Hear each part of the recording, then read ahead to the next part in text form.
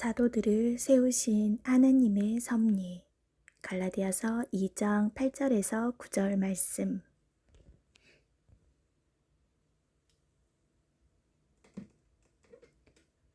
베드로에게 역사하사 그를 할례자의 사도로 삼으시니가 또한 내게 역사하사 나를 이방인에게 사도로 삼으셨느니라. 또 내게 주신 은혜를 알므로 기둥같이 여기는 야고보와 게바와 요한도 나와 바나바에게 교제 악수를 하였으니 이는 우리는 이방인에게로 저희는 할례자에게로 가게 하려 함이라. 초대교회 사도들이 복음을 전파해야 할 대상은 두 부류였습니다.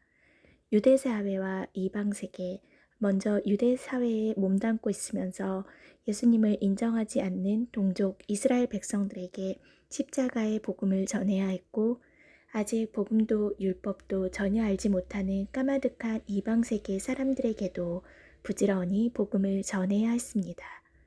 천하 만민이 복을 얻으리라는 아브라함에게 주신 언약이 땅끝까지 이루어질 시점이었던 것입니다. 당시 사도들은 가룟 유다를 대신할 마띠아가 들어와 12사도로 충원이 되어 있었습니다. 그런데 하나님께서는 이방인 선교를 위해 바울과 바나바라고 하는 새로운 사도들을 세우십니다. 예수님과 삶을 함께했던 베드로는 갈릴리 바닷가에서 고기를 잡으며 생계를 이어가던 평범한 어부였고, 정통파 유대인이 아닌 비주류의 아웃사이더 부류에 속한 사람이었습니다. 반면 바울은 전통 갈말리의 학파의 수장이요 바리새인 중에 바리새인으로서 율법에 능통한 정통파 유대인이었습니다.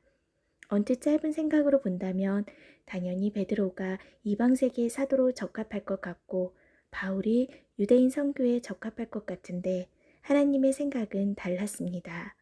오히려 이방세계와 철저히 선을 긋고 살아온 바울을 이방인 선교의 수장으로 세우셨고, 정통파 유대인과는 거리가 먼 베드로를 유대인 선교의 수장으로 삼으셨습니다. 사도 바울은 자기 생명이 끊어질지라도 동족 이스라엘의 구원을 위해 간절히 원하고 바랬던 사람인데 어떻게 이방인 선교에 헌신할 수 있었을까 의문이 듭니다. 아마도 그는 복음이 땅끝까지 전파되면 그제야 끝이 오리라는 주님의 예언의 말씀을 붙잡고 수차례의 전도 여행을 떠나며 땅끝까지 복음을 전했던 것 같습니다.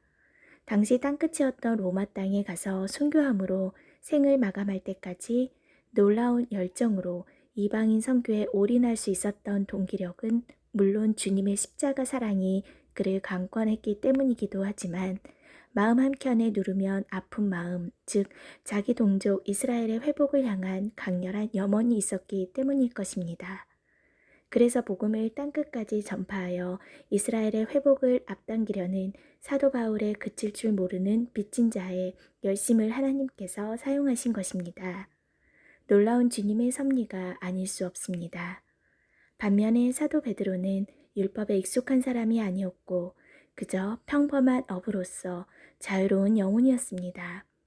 대부분 엄격한 율법 교육을 받으며 성장해온 유대인 사역에 전혀 적합할 것 같지 않은 그를 유대인 선교의 사도로 삼으신 이유에 대해 생각해 봅니다.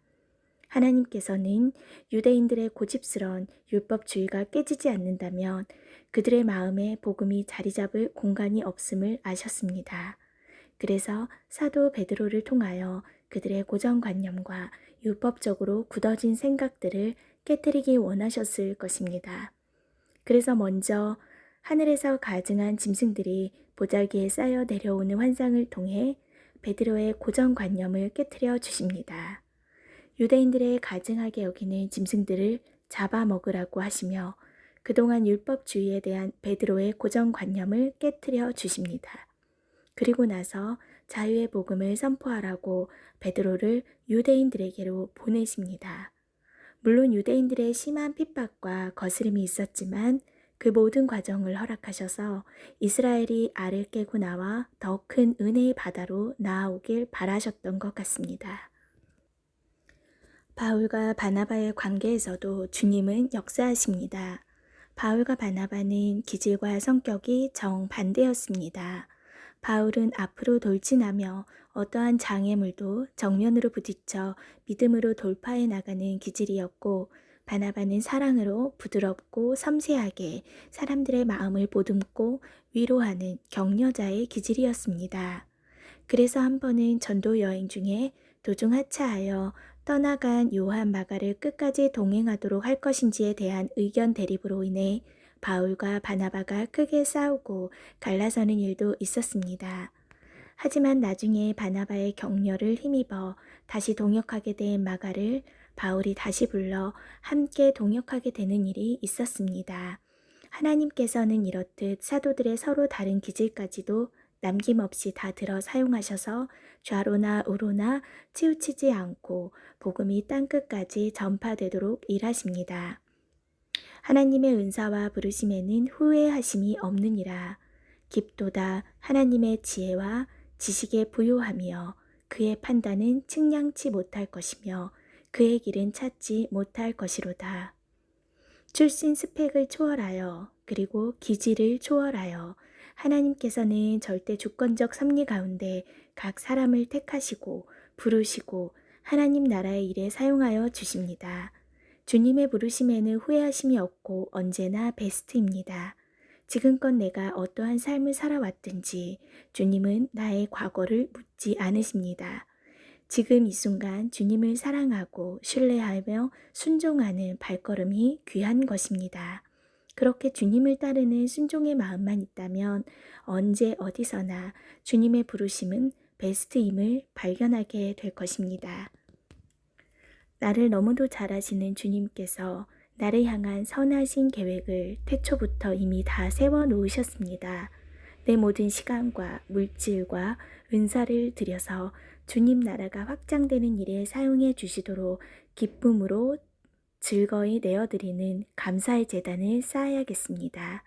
내게 주신 구원의 은혜가 너무 감사해서 자원함으로 드리는 모든 것들을 남김없이 다 사용하실 주님께 모든 영광과 존귀와 찬양을 올려드립니다. 할렐루야.